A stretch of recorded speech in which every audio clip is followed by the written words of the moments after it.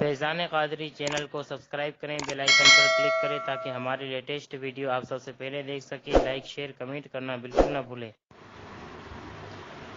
میرے تمامی سنی صحیح العقیدہ مسلمانوں، السلام علیکم ورحمۃ اللہ تعالی وبرکاتہ۔ آئیے میں نے آپ حضرات کے سامنے وضو کی سنت 3 سنتیں بیان کی کل، آج چوتھی سنت یعنی مسواک کا بیان کرنا ہے۔ اس سے پہلے درود شریف پڑھ لیجیے۔ اللہ رب محمد صلی اللہ علیہ وسلم، نحن عباد محمد صلی اللہ علیہ وسلم۔ اب مسواک کے سلسلے میں بتا رہے ہیں کہ کم سے کم 3 مرتبہ داہنے بائیں اوپر نیچے کے دانتوں میں مسواک کریں، اور ہر مرتبہ مسواک کو دھو لیں۔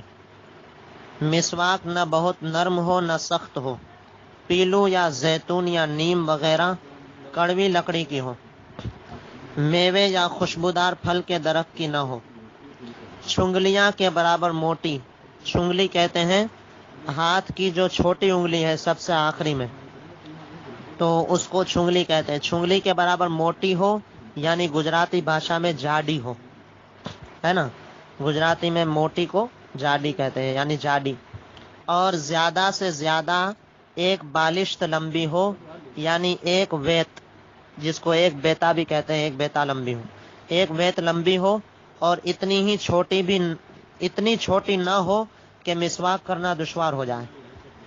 اور جو مسواک 1 بالشت سے زیادہ یعنی 1 بیت سے زیادہ ہوتی ہے تو اس پر شیطان بیٹھتا ہے نا، یہ در مختار کا حوالہ دیا گیا ہے اس میں۔ اور مسواک جب قابل استعمال نہ رہے تو اسے دفن کر دیں یا کسی جگہ احتیاط سے رکھ دیں، کسی ناپاک جگہ نہ گرے، کہ اس میں 2 وجہ ہیں، ناپاک جگہ نہ پھینکنے کی 2 وجہ ہیں۔ ایک تو یہ کہ وہ اعلی ادائے سنت ہے تو اس کی تعظیم ضروری ہے نا، اس کی تعظیم کرنی چاہیے۔ اعلی ادائے سنت یعنی سنت ادا کرنے کا اعلیٰ ہے، لہذا اس کی تعظیم کرنی چاہیے۔ اور دوسرا یہ ہے کہ آب دہن مسلم یعنی مسلمان کے منہ کا پانی، آب مانے پانی، دہن مانے منہ، تو منہ کا پانی اس سے مراد تھوک، یعنی مسلمان کا تھوک ناپاک جگہ ڈالنے سے خود محفوظ رکھنا چاہیے، اسی لیے پاخانہ میں تھوکنے کو علماء نے نامناسب لکھا ہے۔ اب مسواک داہنے ہاتھ سے کریں، اس طرح ہاتھ میں لے کہ چھنگلیاں مسواک کے نیچے ہوں، چھنگلیاں یعنی چھوٹی انگلی، چھنگلی جو ہے مسواک کے نیچے ہو، چھوٹی انگلی مسواک کے نیچے ہو، اور بیچ کی 3 انگلیاں اوپر، یعنی نیچے والی انگلی سے بیچ میں مسواک جو ہے لمبا رہے گا، تو اس کا جو نیچے والا سرا ہے اس پر جو ہے آخری انگلی رکھیں، اور اوپر والے سرے پر جو ہے انگوٹھا رکھیں، اور بیچ میں جو ہے 3 انگلیاں رکھیں، اس طرح سے ہاتھ میں لیں، اور مٹھی نہ باندھیں، مٹھی نہ باندھیں، ہے نا، مسواک کو مٹھی میں باندھ کر کے نہ کیا جائے۔ دانتوں کی چوڑائی میں مسواک کریں، لمبائی میں نہیں۔ چوڑائی کا مطلب یہ ہے کہ جو ہے اگر داہنے کر رہا ہے تو 1 دانت کے بغل دوسرا دانت، پھر دوسرے دانت کے بغل تیسرا دانت، اس طرح کریں، ہے نا۔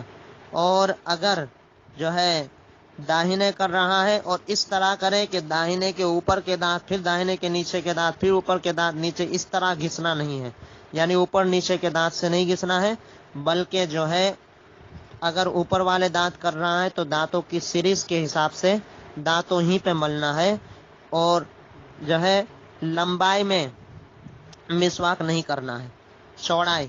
چوڑائی مطلب یہ ہے کہ جیسے سب سے بیچ میں دانت جو ہے بڑے ہیں، تو اب یہ بڑے دانت ہے تو پہلے والا دانت، پھر دوسرا والا دانت، پھر پہلا والا دانت، پھر دوسرے والا دانت، اس طرح سے کریں۔ یہ نہیں کہ جو ہے اوپر جو مسوڑا ہے ادھر سے لے کر کے نیچے کی طرف آئے، نیچے سے مسوڑے کی طرف جائے، یہ لمبائی ہو جائے گی، ایسا ہرگز نہ کریں۔ پہلے داہنی جانب سے اوپر کے دانت مانجیں، پھر بائیں جانب کے اوپر کے دانت، پھر داہنی جانب کے نیچے کے، پھر بائیں جانب کے نیچے کے دانت۔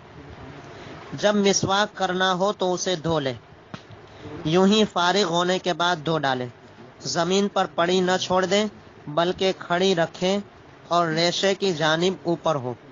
جب کھڑی رکھو تو ایسی صورت میں جہاں سے آپ نے مسواک کیا ہے وہ حصہ اوپر ہونا چاہیے۔